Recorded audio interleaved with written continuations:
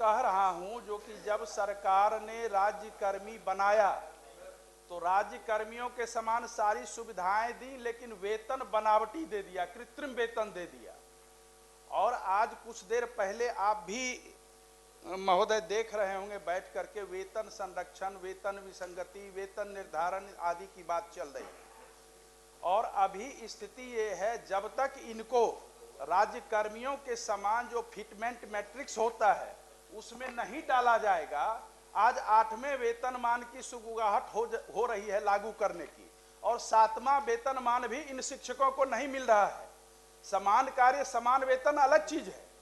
मेरी जो मांग है उसमें मंत्री महोदय ये है, अगर उनको राज्य कर्मी वाले फिटमेंट मैट्रिक्स में दे ही दीजिएगा, जब प्रोन्नति आप दे रहे हैं दीजिएगा ही, एमएससीपी के बारे में आप कह रहे हैं कीजिएगा ही, तो उनको अगर उस मैट्रिक्स में, उस वेतन संरचना में डाल दीजिएगा, कभी कोई वेतन विसंगति नहीं होगी और सदा के लिए ये विवाद जो है खत्म हो जाएगा। और ये विभाग अगर करेगी तो मुझे लगता है गुणवत्तापूर्ण शिक्षा कायम करने में बिहार देश के सबसे अव्वल राज्य में गिना जाएगा।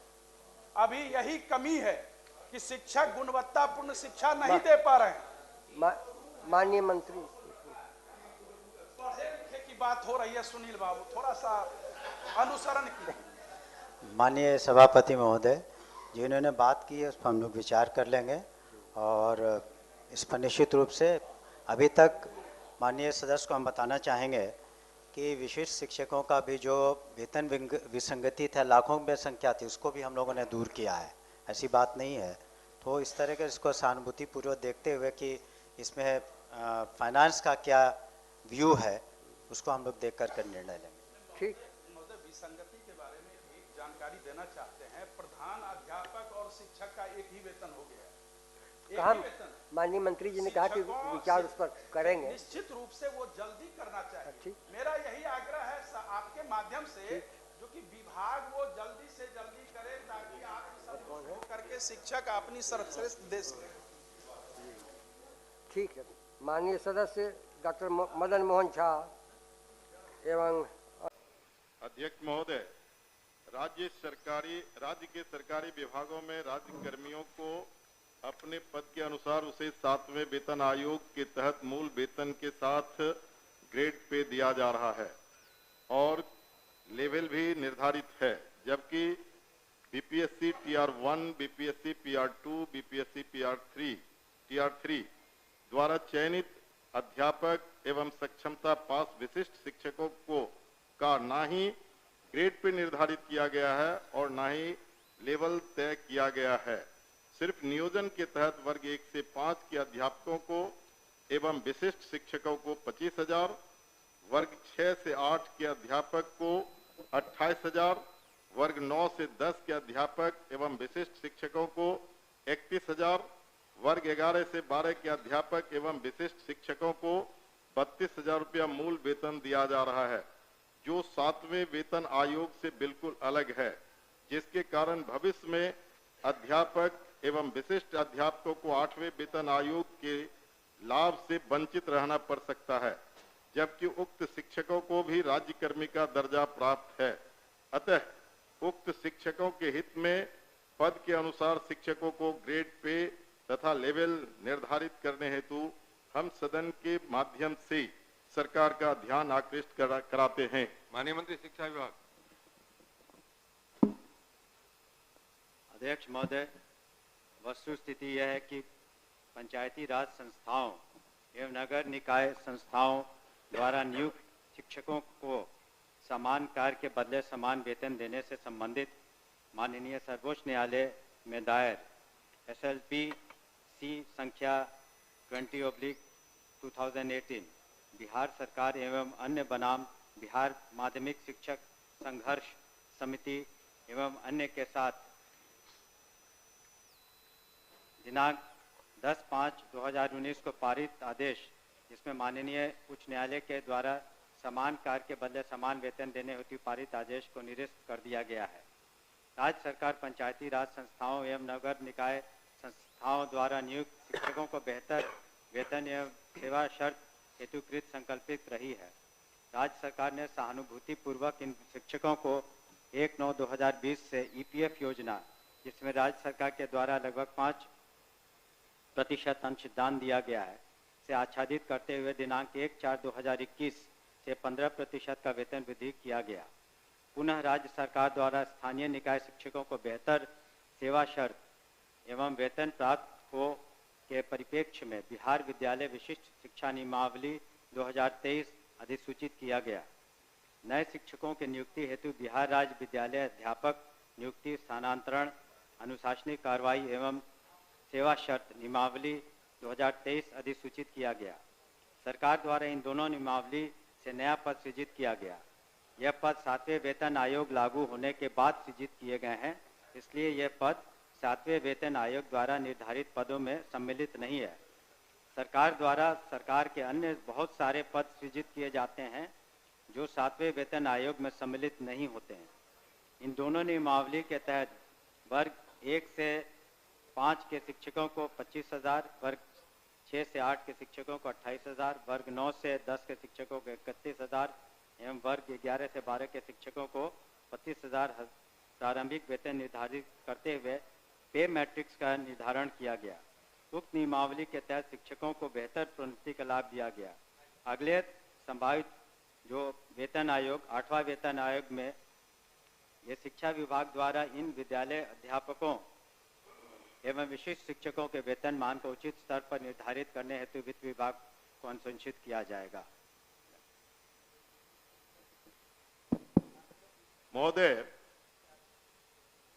मैं पूरे वक्तव्य को मैं सुना।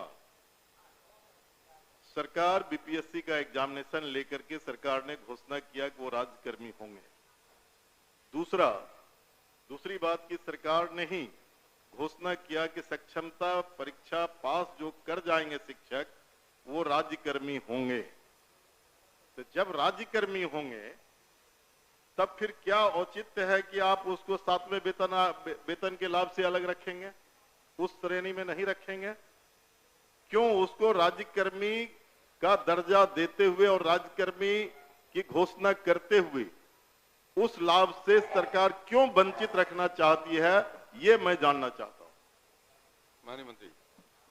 अध्यक्ष महोदय, इसमें जो विचार विमर्श किया गया वित्त विभाग से, ऐसी बात नहीं है कि सहानुभूति तो पूरी रखी गई। एक और आंकड़ा मैं पढ़ना चाहूँगा सदन के सामने। वर्ष 2003 में जो नियुक्त प्रशिक्षित शिक्षा मित्र थे, प्रारंभ में उनका नियत वेतन प्रति माह था 1,500, जो वर्तमान सकल वेतन प्रति माह हो गया 31,340। वर्ष 2006 में नियुक्त पंचायत प्रखंड नगर शिक्षक थे 5,000, उनका वर्तमान सकल वेतन प्रति माह हो गया 29,410। वर्ष 2010 में नियुक्त पंचायत प्रखंड नगर शिक्षक 7,000 था वेतनमान, तो उनका हो गया आज के दिन में 29,410। वर्ष 2013 में नियुक्त पंचायत प्रखंड नगर शिक्षक 10,000 थे, उनका आज के दिन में 29,410 सकल वेतन प्रतिमाह हुआ। ये वित्त विभाग की सोच थी कि इनका 7वें वेतन आयोग से आच्छादित नहीं होंगे और इनके लिए अलग से उन्होंने एक पे मैट्रिक्स बनाई।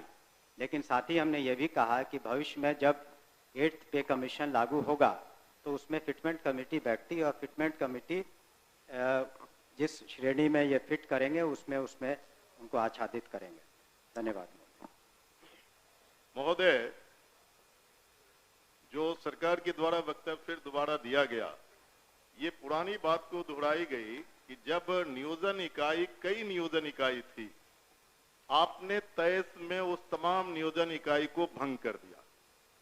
अब जिला स्तर पर नियोजन इकाई आपने गठित कर दिया, जितने जिला है उतने ही नियोजन इकाई है।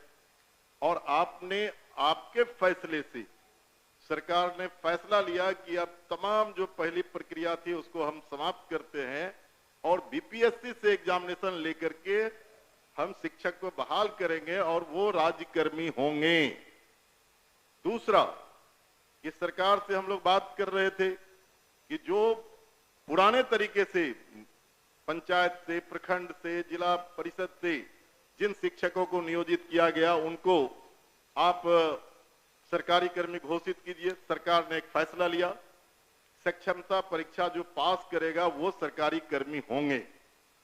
तो सवाल उठता है कि सरकारी कर्मी वो सिर्फ स्कूल में नहीं पढ़ाते हैं, उनसे आप चुनाव में बूथ पर भेजते हैं, उनसे आप जो है सो बीएलओ बनाते हैं, उनको कई तरह का सवाल करते हैं।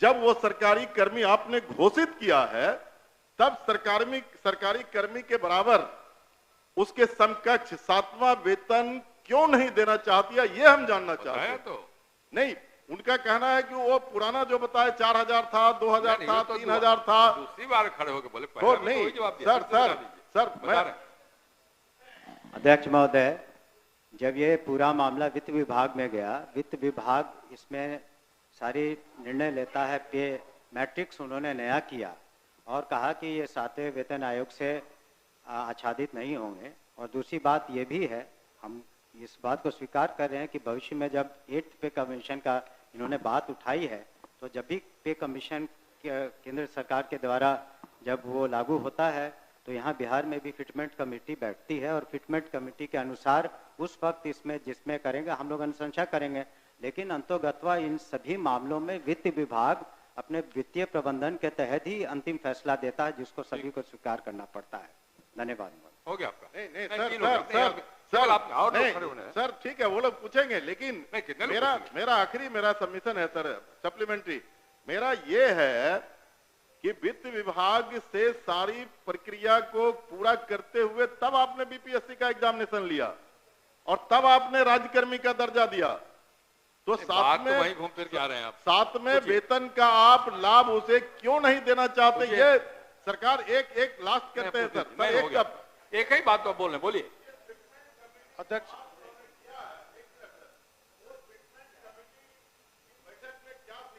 इन मुद्दों को रखा जाएगा, कह तो रहे।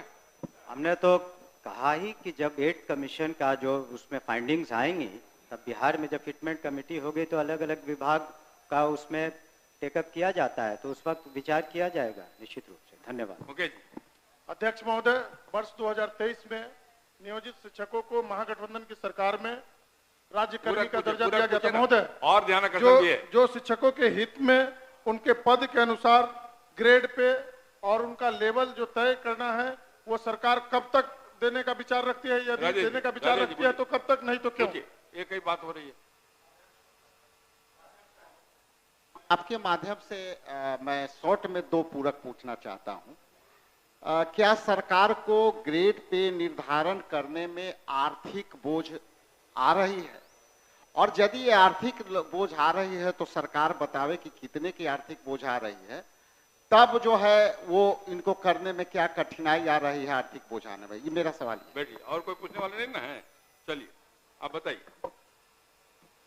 महोदय, ये तो जब ऐसे मामले वित्त विभाग में जाते हैं तो नीति निर्धारण और सारी समीक्षा वित्त विभाग करती है, तो वित्त विभाग का निर्णय सभी को मान्य होता है और इस पर क्या आंतरिक जो वित्तीय बोझ रहेगा, सारी का सभी चीज़ों का कैलकुलेशन उन्होंने किया होगा, तभी इस तरह का उन्होंने इस निर्णय पर पहुंचे जिसके बारे में हमने सदन को अवगत किया है। अध्यक्ष आपकी सूचना को पढ़े। अध्यक्ष बैठी हो गया नहीं? अरे 3 बार जवाब दिए, 3 बार वही सवाल खड़ा किया जो आप पढ़िए अभी। केसरी जी